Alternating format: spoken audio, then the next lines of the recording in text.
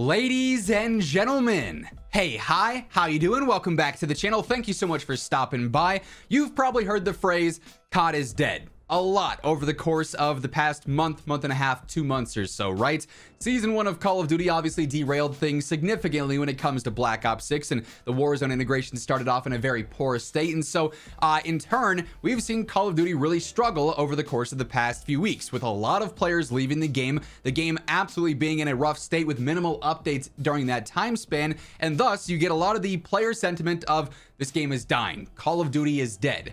And I wanted to maybe take a broader look at that phrase and really examine, is that accurate? Why exactly is this happening? What do some of these numbers actually tell us? Does Call of Duty actually have an extremely diminishing player base? Why exactly is it that players are leaving in certain places? Because, well, yes, you can clearly see the game is not doing great right now. There is a lack of interest in the game.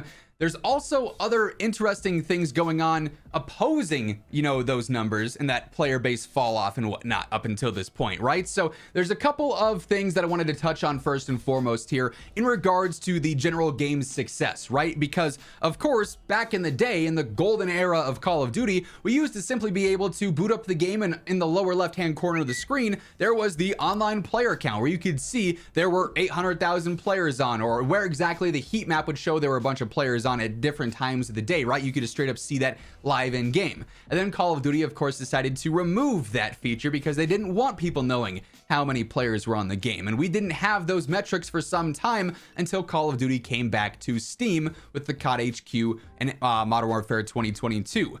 And outside of Steam itself, the only other metric we have to really gauge how Call of Duty is performing is the various total player counts and hours spent on a game, sales records and things of that nature. And Charlie Intel, pretty much since launch for Black Ops 6 and then throughout Season 1 as well, has been posting these graphs that stem from Circana, who I guess just monitor this stuff, the various players online, or how successful each given title is for a certain period of time. Sometimes it's for a week, sometimes it's for the month, sometimes it's for the total year, right? And like I said, Charlie Intel's sort of been updating this on a week-to-week basis. So wanted to go back a few weeks and see what the reports were like, because this does give us a better idea. While yes, we are in sort of this, socially or chronically online, situation here, community, we're the vocal majority, but we are ultimately the player base minority. If you are active on Twitter, always looking for COD updates, if you are active on YouTube, watching a bunch of gameplays, getting the meta loadouts, staying up to date with patch notes and stuff like that, you are ultimately likely part of the player base minority. The vast majority of people on Call of Duty are not actively online. They might not even have social media to begin with. They're a much more casual audience. That is the bulk of Call of Duty's player base. That's where they make the bulk of their money. Those are the people who just come home, they're buying the bundles, they don't really care too much about the state of the game. They're not the ones actively seeing all these crazy clips of cheaters galore that are aimbotting out of the sky, or the discussions on the tick rate of the servers. They're completely unaware of that stuff. They're just simply booting up the game, playing for a bit, spending money here and there, getting the battle pass, hopping off. Very casual player base, and that's what really carries Call of Duty throughout the year, right? And this initial post here, this initial player base report, was posted on January 6th for the weeks of mid to late December, the 21st to the 28th. So prime Christmas break time, where Call of Duty is obviously going to probably see an influx of players, right? And we can see on this graph on PlayStation, it was actually the #2 played game, just behind Fortnite. The week prior to this, actually, it was #1 and Fortnite was #2. Obviously, Fortnite's always killing it. I constantly see them doing really cool things, and it's always very fun to witness that stuff. They do some really cool integrations and updates there. But COD HQ, which encompasses all of Black Ops 6, all of Warzone, but then you also got to note, it also encompasses Modern Warfare 3 and Modern Warfare 2 and DMZ as well. So they're kind of, boosting the numbers up a little bit there. Obviously, Black Ops 6 and Warzone, you would presume, are going to have the most players since they are the brand new game, but we can't, discern X percentage is on Black Ops 6, X percentage is on DMZ, X percentage is on MW3. So they're kind of boosting their own numbers there by having it just as the COD HQ. But in general, Call of Duty, mostly Black Ops 6 and Warzone, was the #2 played game on all of PlayStation. That's significant, right? On Xbox, it was the #1 played game, and it was the #1 the week before that as well. And on Steam, for this particular time, it was #7. It was #6 the week prior, so it fell down one spot, just next to the face cam there. So, I mean, during this time, mid-holiday break, right, to say Call of Duty is dead, I feel like is an inaccurate claim. hard to be a dead game if you're the top 1 to 2 game played on console and a top 7 game played, or top 10, let's say, game played on Steam. That's pretty good, right? However, during this time, we're still seeing significant drop-offs. But then we have the next week of reports from December 28th to January 4th. So towards the end of that holiday break encompassing New Year's. This was posted earlier this week on the 13th, right? And again, you see a trend here. So for the week of December 28th, it was still the number 2 played game on PlayStation. It was still the number 1 game played on Xbox, but it did drop all the way down to number 9 on Steam. Got jumped by Power and Warframe and whatnot. So falling on Steam, staying decently steady on console, but no longer number 1. I do want to jump back to this initial tweet really quick as well, because Charlie Intel makes another good point in the replies. But again, that's just 2 weeks of time where everyone was pretty upset with the game. There was a lot of outrage for Call of Duty online and across all of YouTube videos. Like, I've never posted more negative or critical content on a title in my channel's history, but that's just the state of the game. You know, trying to report on news, trying to report on the current events. None of them particularly were great news. Every day you'd see a new thing surface and it's like, wow, this has become an extreme issue. And now today this has broken, and now they say they're going to fix this, but then it didn't get fixed. And it was a lot of piling on top. So, you know, the chronically online narrative is that, yes, this game is dead. This game is dying, right? And yet top 1 to top 2 played game on all consoles, and then a top 10 played game on Steam.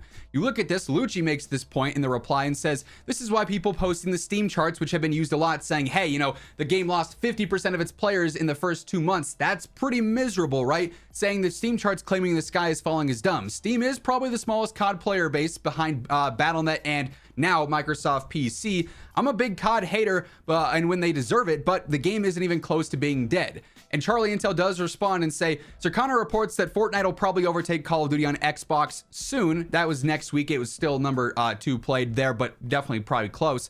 So it is going down on consoles, but it's not going down on consoles as fast as PC. Whether or not you want to claim, you know, maybe console holds a larger casual audience that's not chronically online like we are versus PC, that's up for debate, but clearly you see the trend here. It is going down. So to claim that it's dying might be a bit more accurate than straight up saying it's dead, because actively dead but being atop the charts seems like that's kind of polar opposites, right? Dying, or rather I think the more appropriate term, in trouble, absolutely spot on. There is more to these numbers, though, that also might make them seem a bit more, you know, drastic, I guess, than they actually are. You just briefly heard me mention the Steam charts there. And like I said, this really has been the graph that's been behind a lot of the panic for Call of Duty, if you will, and a lot of the support of the term Call of Duty is dying or Call of Duty is dead, right? Because you do see in November when the game launched, the game surged to a new highest player count all the way since December of 2022, the highest since essentially Modern Warfare 2's launch. And we know how Modern Warfare 2 went. It saw this huge surge in players the first time the game was available on Steam, and then almost instantaneously lost all of them, and it really dropped down to some bad numbers, 60,000 during the summer. Modern Warfare 3 did not see that same surge because there wasn't a lot of hype behind it being a DLC game, even though it was better than MW2, and because it was a better game and fixed a lot of the issues and a lot of the complaints people had with MW2, it actually held steady throughout the summer where we saw dips before. And then you see the huge surge for launch, but now in the last 30 days of December and January here, it's already lost a significant chunk. Pretty much everything they gained has already been lost with its average players. In September, 68,000, August, 65,000, midsummer, 75,000. We're already around that 76,000 mark for the past 30 days, right? So a lot of players are looking at this saying, okay, if Steam is doing it, clearly this is a trend elsewhere. And while it's not as harsh, it seems, as a trend elsewhere on PlayStation, on Xbox, where it's still a top 1, top 2 played game, it is falling, as Circana is indicating. Fortnite's likely going to overtake it, and it is dropping off, but you're really seeing this significant fall off here on PC. On Steam specifically, because unfortunately we do not have the numbers for Battle.net, which is likely the largest player base on PC. However, Microsoft PC Store, where Game Pass is available now, might actually have eclipsed that, or could be very close to it, but again, we just don't know. But Steam in and of itself is also very problematic, specifically when it comes to Call of Duty in general. Merc, who does a lot of like optimization for the game and whatnot, ended up posting this a little while ago saying, if you play on Steam, you need to watch this. This is the performance of Battle.net versus Steam, and it is kind of crazy here. You can see Steam here actually is getting way less performance out of the game than a player on Battle.net. And this has been an issue since day one. I don't know how Call of Duty has not addressed this yet, but you can see a person playing on Battle.net's averaging 450, 430 FPS here. Steam is maybe getting above 300 and then dropping beneath that, or dropping right around 300 there. Significant performance decreases are noticeable on Steam, and like I said, been a problem since day one. I've talked about it before here on the channel. They've yet to address it in any patch notes or say anything regarding this issue. So you compound the fact that yes, the game is having issues. There are severe cheating issues, severe server issues. The gameplay in and of itself is very broken in a lot of ways because of the Warzone integration and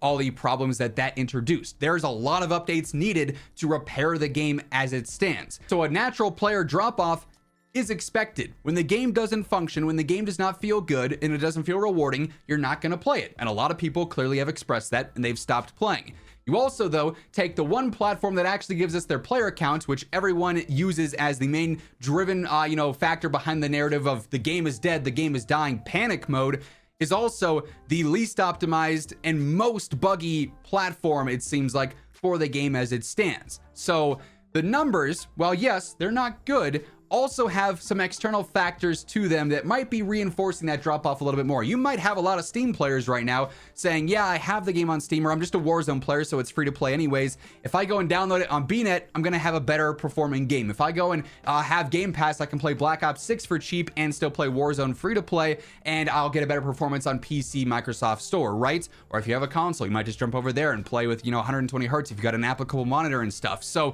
there's a lot that feeds into Steam in particular, potentially seeing those significant number drop-offs, and it's a little bit intellectually dishonest to say solely because of those Steam numbers that this game is in an absolute just miserable state, worst it's ever been, right? Completely dead, because I don't think that statement is true by any means. Is it in trouble? Absolutely. Is it dying? I think you could say that, but still, dying and being atop the charts, a bit of a conflicting statement. But it should still be, a DEFCON level for Call of Duty, because those player chart numbers, like I said, we typically don't see the numbers that we're at for Black Ops 6 this fast. Even when the game's not in a great state, they've sort of expedited this player-based drop-off that usually takes place in late spring or early summer, then picks up in the fall when the new game is about to come out. The state of the game is not acceptable. That's why you see so many people online who are huge Call of Duty fans, major streamers, top players, going to other games, saying they're not super interested in this. The sentiment on this channel, like I said, has never been so predominantly negative and critical because of the state of the game, and yet here we are. So something has to change. Those numbers are not going to last, and I hope Call of Duty realizes that. I hope they don't sit there and say, no, we're fine, we're number one on Xbox, everything's dandy, right? Because that's not the case.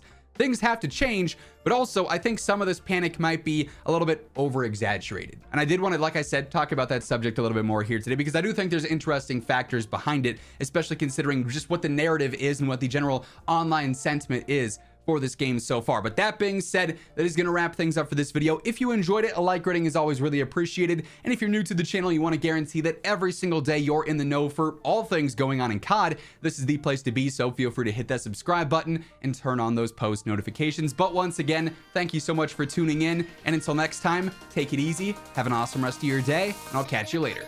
Peace out.